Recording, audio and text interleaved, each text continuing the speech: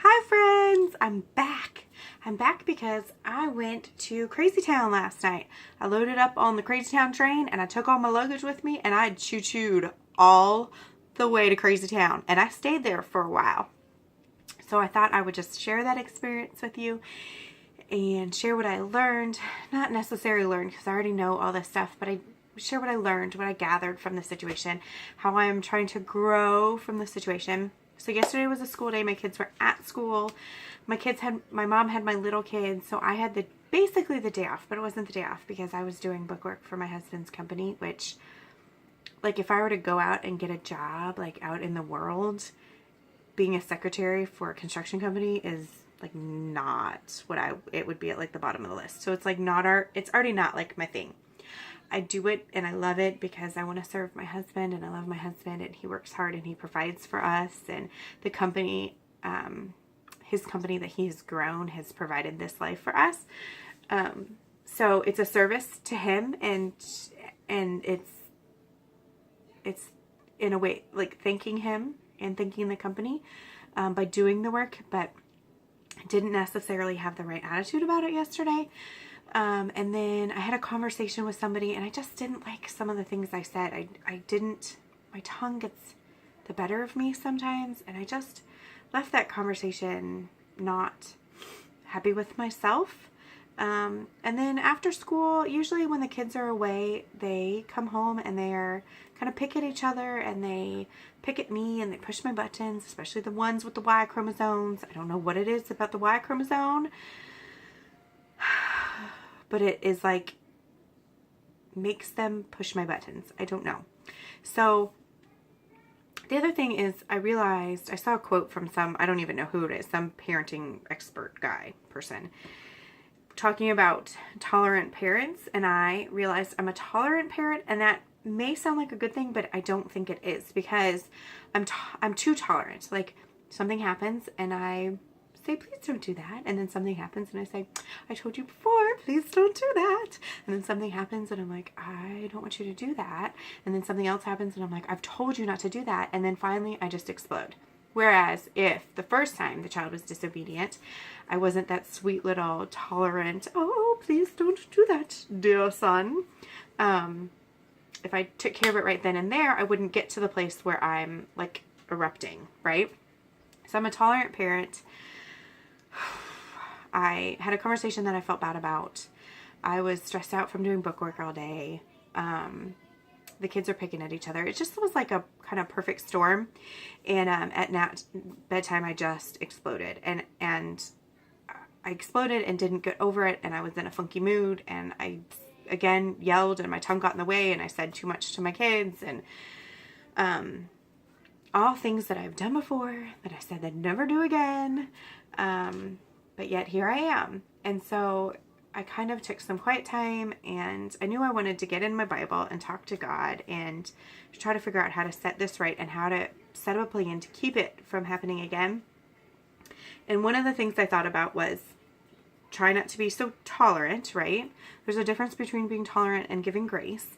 I tend to be too tolerant, and I know I'm doing it when I'm doing it. And so I need to figure out how to like not do it.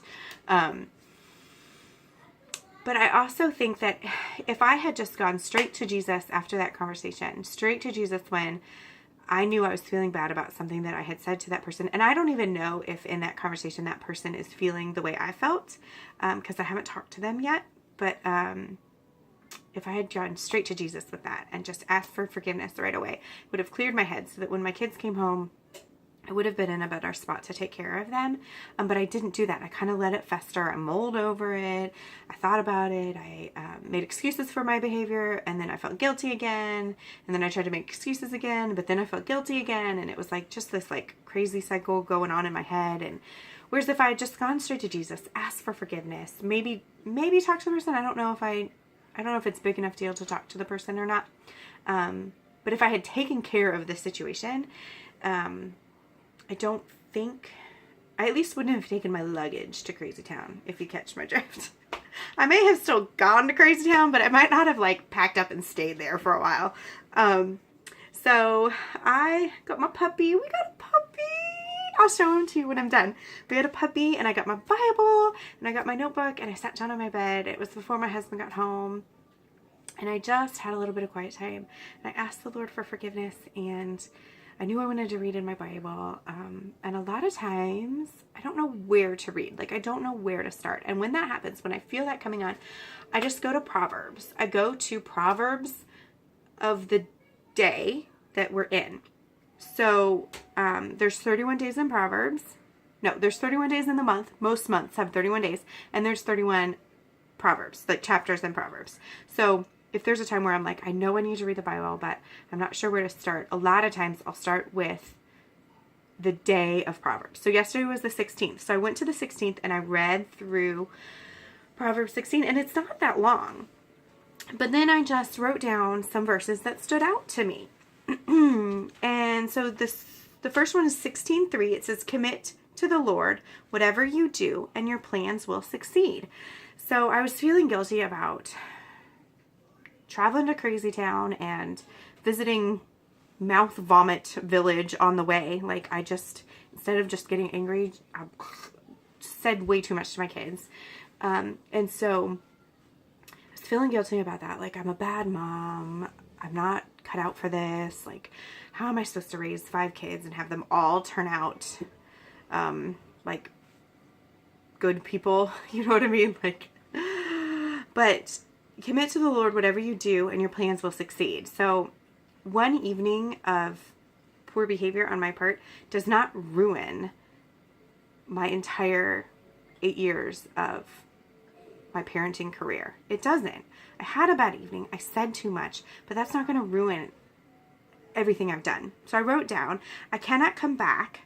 I can come back from failure. So that night, last night, putting my kids to bed, that evening was a total failure on my part. But I can come back from failure. One bad evening doesn't define my entire parenting career.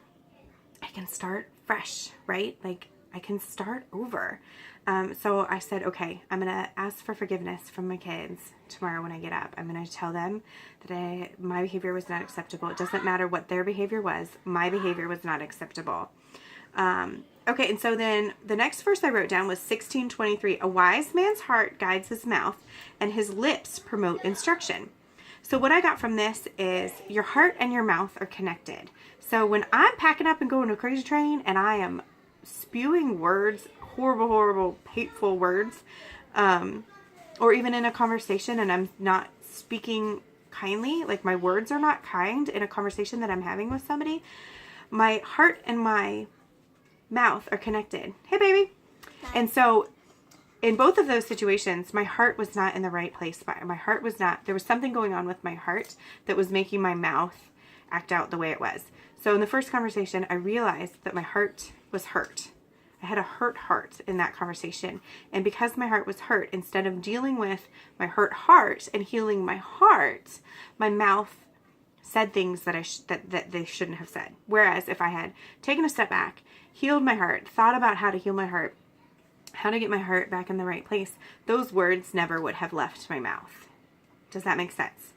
In the situation with me yelling at my kids, I had packed up and gone to Crazy Town. My heart was full of anger and rage, and so my mouth spewed that out. Your heart and your mouth are connected, and your mouth is going to speak what your heart is feeling. Do you want to check the cookies? I put cookies in. Ooh, they look good. You want to take them out? Mm-hmm. Don't burn your stuff. I won't. Okay. Can I have the other one too? Yeah, you want both? Yeah. It's better because my hands are smaller. Okay. And so that's what I gathered from that. My mouth and my heart are connected, and that's what I'm going to try and remember from now on. Like, when I'm thinking negative things or bad things that I want to say, or something negative about somebody, or even something negative about myself, that I know A isn't true, and B isn't helpful, and C isn't kind, all the things that I'm trying to teach my kids. Only speak truth, only speak kindness, only be gentle with people. What's wrong? They're not ready.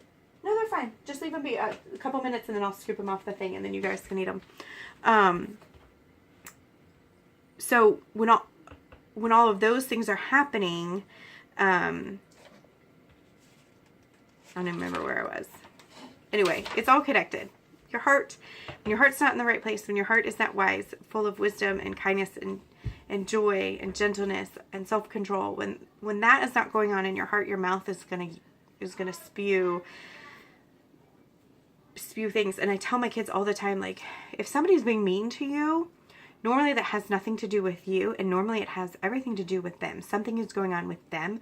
Hurting people hurt people. So if somebody's heart is hurt, they are going to try to hurt you. Maybe, probably, not on purpose. Especially, in my instance, the last thing I want to do is hurt anybody. But yet, I do it on a daily basis. Because I have hurt that I haven't dealt with. And so my mouth speaks that hurt.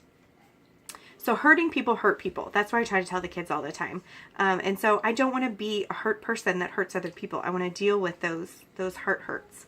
And then the third verse is, the wise in heart are called discerning, and pleasant words promote instruction. The wise in heart are called discerning, and pleasant words promote instruction. I cannot teach my kids if I'm yelling at them. I cannot teach them if I'm in Crazy Town. If I am dragging my luggage and I'm on that choo-choo train, right? Did Mommy go to Crazy Town last night? Yep. It was a little bit. I told them I packed out. Like, I took my luggage and I camped there for a while. Yeah? Yeah. Yeah.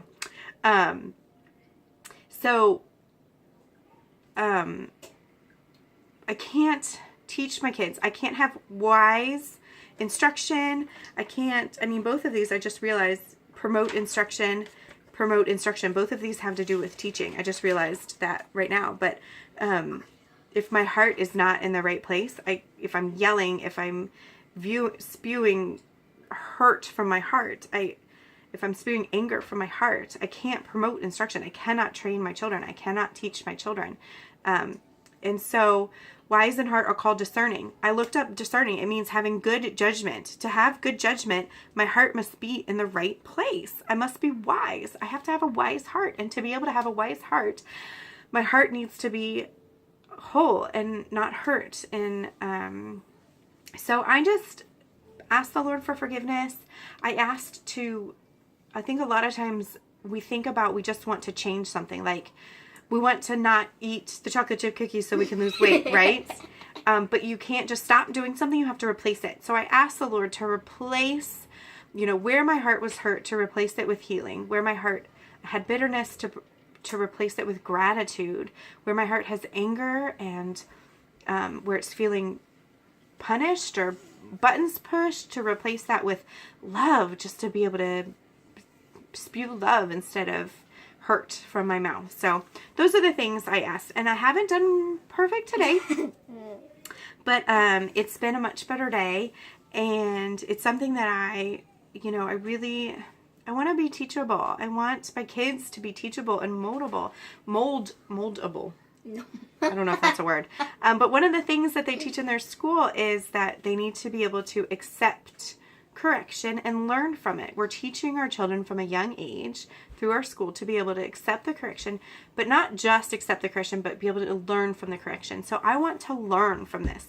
And so that's what I learned. And then after that, I just wrote out a huge long prayer.